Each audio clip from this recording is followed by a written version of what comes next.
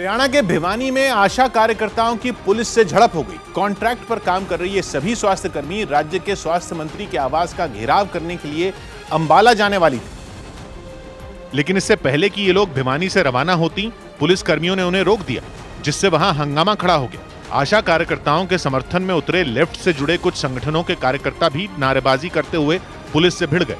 कुछ ही देर में वहां धक्का मुक्की शुरू हो गई। इसके बाद पुलिस ने हंगामा कर रहे कुछ लोगों को हिरासत में लेकर गाड़ी में बैठा लिया। इस कार्रवाई से भड़के दूसरे प्रदर्शनकारी पुलिस की गाड़ी के सामने खड़े हो गए और उसे आगे बढ़ने से रोक दिया, जिसके बाद पुलिस वालों ने सख्ती बरती और धक्का देकर उन्हें रास्ते से हटा दिया। इसके बाद भी वहां हंगामा शांत नहीं हुआ।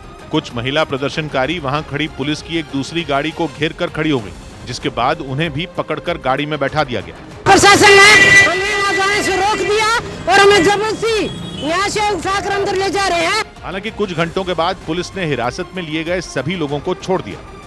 दिल्ली के सीमापुरी इलाके में एक मकान से मिले बम की साजिश में पाकिस्तान का हाथ होने की बात सामने आई। एक दिन पहले बरामद बम को एनएसजी की टीम ने समय रहते नष्ट कर दिया था, जिसकी साजिश के तार पाकिस्तान से जुड़ते ही एनआईए की टीम भी इसकी जांच में शामिल हो गई और दिल्ली पुलिस कमिश्नर राकेश अस्थाना ने जल्द ही इसका पर्दाफाश करने का भरोसा दिया। जो भी नेटवर्क इसमें शामिल है उनको हम जल्दी ही एक्सपोज करेंगे। सीमापुरी में एक दिन पहले जिस मकान की तलाशी के दौरान बम मिला था, वो यूपी की सीमा के बिल्कुल पास है और यही वजह रही कि यूपी एटीएस भी दिल्ली पुलिस की मदद के लिए वहां पहुंच गई और मामले की जांच में जुटे दिल्ली पुलिस के स्पेशल सेल ने पाकिस्तान की खुफिया एजेंसी आईएसआई पर बम रखवाने का शक जताया, जिसके सबूत गाजीपुर मंडी और सीमापुरी में बरामद बमों की जांच से मिलने का दावा किया गया, क्योंकि सीमापुरी से बरामद बम में अमोनियम नाइट्रेट टाइमर के साथ एक खास तरह की स्विच का इस्तेमाल किया गया और पाकिस्तान ही इस खास स्विच की मदद से आतंकियों को बम बनाने की ट्रेनिंग देता है और धमाकों के लिए भेजता है।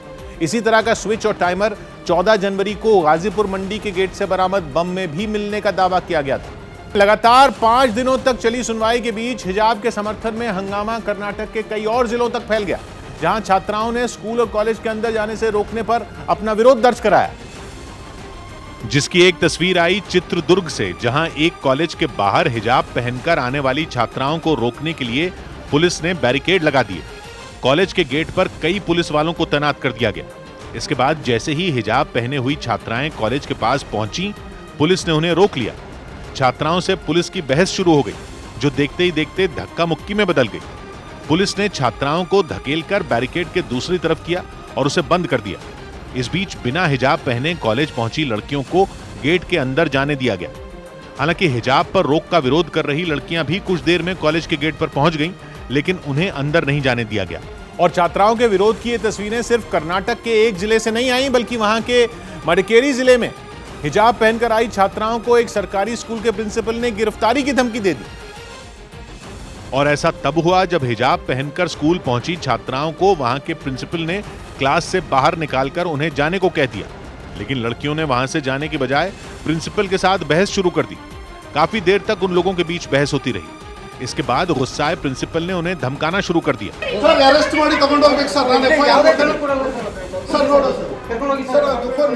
गिरफ्तारी और एफआईआर की धमकी के बाद हिजाब पहने हुए सभी छात्राएं स्कूल से निकलकर चली गईं, जबकि हिजाब पर विवादास्पद बयानों का सिलसिला नहीं थमा।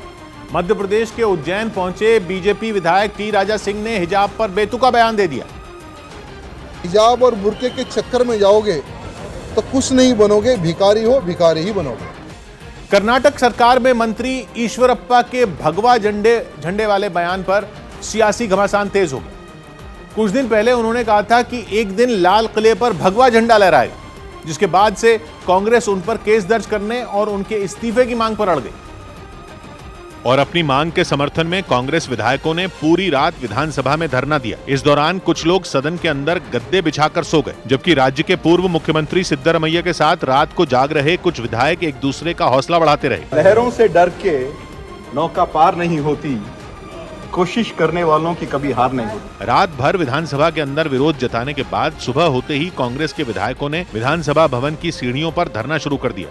तो अहमदाबाद सीरियल ब्लास्ट केस में स्पेशल कोर्ट ने 38 दोषियों को फांसी और 11 को उम्र कैद की सजा सुनाई।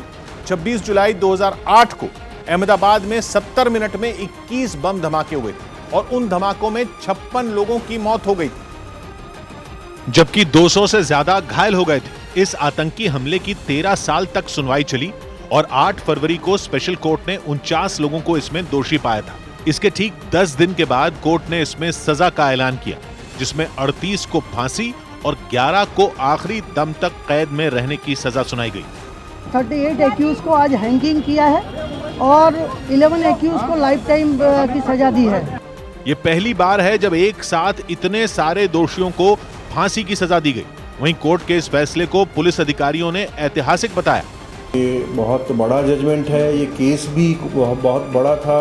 अपने फैसले में दोषियों को कोर्ट ने पीड़ितों को मुआवजा देने का भी आदेश दिया।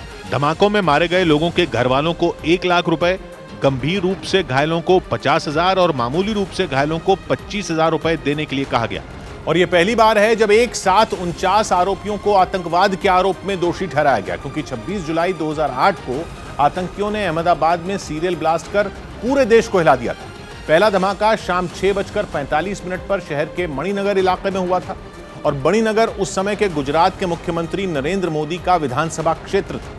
इसके बाद 70 मिनट के दौरान शहर के अलग अलग इलाकों में 20 और बम धमाके हुए थे, जिनमें 56 लोगों की मौत हो गई और 200 से ज्यादा लोग बुरी तरह घायल हो गए। जांच में यह बात सामने आई कि ये धमाके इंडियन मुजाहिदीन ने 2002 में हुए गोधरा कांड का बदला लेने के लिए किए थे, जिसके लिए आतंकियों ने साइकिल पर टिफिन बम रखकर उसे शहर के अलग अलग बाजारों में रख दिया था, ताकि बम धमाकों की वजह से ज्यादा नुकसान हो। कोर्ट ने अपने फैसले में इस बात का भी जिक्र किया कि आतंकियों ने उस वक्त के गुजरात के मुख्यमंत्री नरेंद्र मोदी को मारने की साजिश रची थी, क्योंकि सीरियल बम ब्लास्ट के कुछ ही घंटों के बाद नरेंद्र मोदी घायलों से मिलने अस्पताल पहुंच गए थे और उन्हें निशाना बनाने के लिए आतंकियों ने अस्पताल के बाहर भी धमाके किए थे, जिनमें वो बच गए थे। घटना के एक दिन बाद यानी 27 जुलाई 2008 की जो तस्वीरें सामने आई, उनमें नरेंद्र मोदी उस वक्त के प्रधानमंत्री डॉक्टर मनमोहन सिंह के साथ घायलों का हालचाल पूछते दिखाई दिए। इसके अलावा उन्होंने मनमोहन सिंह के साथ घटना वाली जगह का भी जायजा लिया था। नरेंद्र मोदी की हत्या करने की भी साजिश की गई थी और ये बात एक एक्यूज ने अपने 164 वाले स्टेटमेंट में मैजिस्ट्रेट के सामने भी बताई है। उस वक्त का एक वीडियो भी सामने आया, जिसमें नरेंद्र मोदी तब के राज्य के गृह मंत्री अमित शाह, डीजीपी पीसी पांडे और कमिश्नर ओपी माथुर के साथ बैठक करते दिखाई दिए। जब ये आतंकवाद की घटना हुई उस वक्त श्री नरेंद्र मोदी जी की जान को भी खतरा था। कोर्ट ने अपने फैसले में यह भी लिखा कि इस आतंकी साजिश में तब के मुख्यमंत्री नरेंद्र मोदी अच्छे नसीब की वजह से बच गए थे। और अहमदाबाद सीरियल ब्लास्ट के बहाने उत्तर प्रदेश के मुख्यमंत्री योगी आदित्यनाथ ने समाजवादी पार्टी को घेर लिया। इस केस में आजमगढ़ के 8 लोग शामिल थे, जिनमें 5 लोगों को फांसी की सजा सुनाई गई, जबकि 3 लोग बरी हो चुके हैं। और अहमदाबाद की स्पेशल कोर्ट के इसी फैसले का जिक्र करते हुए योगी आदित्यनाथ ने समाजवादी पार्टी पर जोरदार हमला बोला। सीरियल ब्लास्ट की घटना के लिए जो आतंकी जिम्मेदार थे, उसमें आजमगढ़ के संजरपुर का भी एक आतंकवादी था। उस आतंकवादी के पिता का संबंध किससे है मालूम है? समाजवादी पार्टी से। सीरियल ब्लास्ट केस में जिन 38 दोषियों को फांसी की सजा दी गई, उनमें 5 लोग आजमगढ़ जिले के संजरपुर के रहने वाले हैं, जिनके घरों में अब सन्नाटा पसरा है। घर वालों का कहना है कि वो इस फैसले के खिलाफ हाईकोर्ट का दरवाजा खटखटाएंगे। तो हम हाईकोर्ट जाएंगे और उम्मीद है कि वहाँ से लड़के छूटेंगे। इस हमले का मास्टरमाइंड आजमगढ़ के सरायमीर इलाके का रहने वाला अबू बशर बताया गया और उसे भी कोर्ट ने फांसी की सजा सुनाई है। दिल्ली के मुख्यमंत्री अरविंद केजरीवाल ने अलगाववादियों के समर्थन के आरोपों पर जवाब दिया। बीजेपी ने आम आदमी पार्टी के पूर्व नेता कुमार विश्वास का एक वीडियो ट्वीट किया था, जिसमें उन्होंने ये आरोप लगाए थे, जिसका जवाब देने के लिए अरविंद केजरीवाल ने खुद मोर्चा संभाला और उन्होंने अपने ऊपर लगे आरोपों का अलग ही अंदाज में जवाब दिया। शायद मैं दुनिया का सबसे स्वीट आतंकवादी होऊंगा, जो लोगों के लिए अस्पताल बनवाता है, लोगों के लिए स्कूल बनवाता है। लेकिन केजरीवाल पर बीजेपी का हमला जारी रहा। केंद्रीय मंत्री अनुराग ठाकुर ने उन पर लगे आरोपों को पंजाब से जोड़ते हुए आम आदमी पार्टी का एक अलग ही मतलब बता दिया। AAP मतलब अरविंद एंटी पंजाब। कुमार विश्वास का ये वीडियो ऐसे समय में आया जब पंजाब में चुनाव प्रचार आखिरी दौर में था। ऐसे में केजरीवाल पर लगे आरोपों पर पंजाब का सियासी पारा तेजी से चढ़ गया। एक दिन पहले प्रधानमंत्री ने अबोहर की रैली में भी कुमार विश्वास के वीडियो का जिक्र किया, जिसमें कुमार विश्वास ने बिना नाम लिए अरविंद केजरीवाल पर बड़ा हमला बोला था। मतलब जिस आदमी के थॉट में इतनी ज्यादा अलगाववाद को लेके वो हो कि किसी भी कीमत पे बस मुझे सरकार मिले। इस बीच पंजाब के मुख्यमंत्री चन्नी ने प्रधानमंत्री से कुमार विश्वास के वीडियो और उसमें लगाए गए आरोपों की जांच कराने की मांग कर दी, जिसके बाद उनकी इस मांग पर गृह मंत्री अमित शाह ने तुरंत जवाब भी दिया। उन्होंने चरणजीत सिंह चन्नी को एक चिट्ठी लिखी और उन्हें भरोसा दिलाया कि वो खुद इस पूरे मामले की गहराई से जांच करवाएंगे। मुख्यमंत्री योगी आदित्यनाथ ने मुलायम सिंह यादव के प्रचार की तस्वीर के बहाने शिवपाल यादव पर तंज कस दिया। एक दिन पहले यूपी की करहल सीट पर अखिलेश यादव के समर्थन में प्रचार के लिए मुलायम सिंह यादव वहां पहुंचे थे, जिसकी कुछ तस्वीरें शिवपाल यादव ने ट्वीट की, जिस पर मुख्यमंत्री योगी आदित्यनाथ ने उन्हें घेर लिया, क्योंकि उस तस्वीर में मुलायम सिंह यादव रथ के अंदर एक कुर्सी पर बैठे दिखे, जबकि अखिलेश उनके बगल में और शिवपाल यादव उनके पीछे, वो भी बिना कुर्सी के। इसलिए जब योगी आदित्यनाथ प्रचार के लिए करहल पहुंचे तो उन्होंने इस तस्वीर का जिक्र करते हुए शिवपाल यादव पर तंज कस दिया।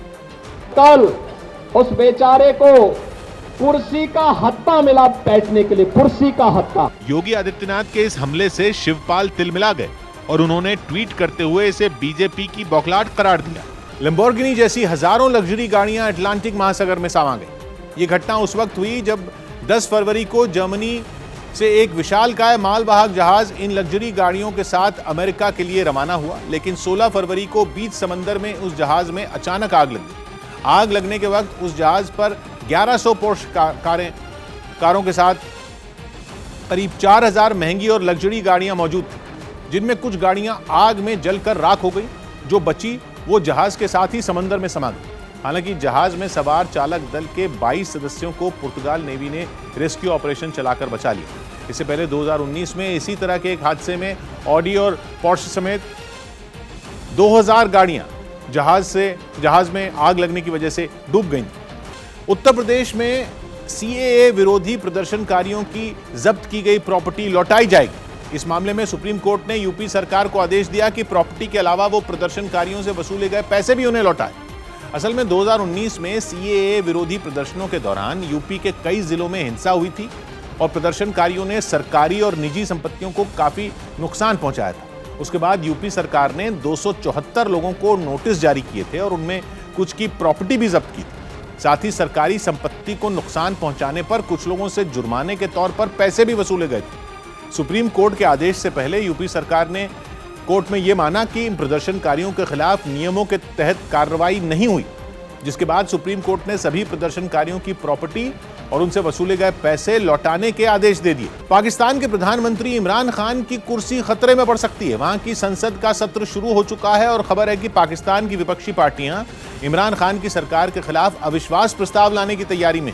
लेकिन पाकिस्तान में राजनीति के जानकारों का कहना है कि इमरान खान को सत्ता से हटाने का प्लान विपक्ष का नहीं बल्कि पाकिस्तानी सेना के प्रमुख कमर जावेद बाजवा इसके मास्टरमाइंड। इमरान खान की सरकार पर यह आरोप लगते रहे हैं कि 2018 में सेना की मदद से धांधली करके ही उन्होंने पाकिस्तान की सत्ता हथियाई थी। उस वक्त भी बाजवा ही सेना प्रमुख थे। लेकिन अब इमरान खान और कमर जावेद बाजवा के बीच तकरार शुरू हो चुकी है। असल में इस साल के आखिर में कमर जावेद बाजवा आर्मी प्रमुख के पद से रिटायर हो जाएंगे और खबर है कि इमरान खान उनका कार्यकाल बढ़ाने के मूड में नहीं है। इमरान खान फैज हामिद को पाकिस्तानी सेना का नया प्रमुख बनाना चाहते हैं ताकि अगले चुनाव में सेना उन्हें दोबारा सत्ता दिलवाने में मदद कर सके। बस इसी बात से कमर जावेद बाजवा नाराज हो गए और उन्होंने विपक्ष को मोहरा बनाकर इमरान खान को कुर्सी से बेदखल करने का प्लान बना लिया।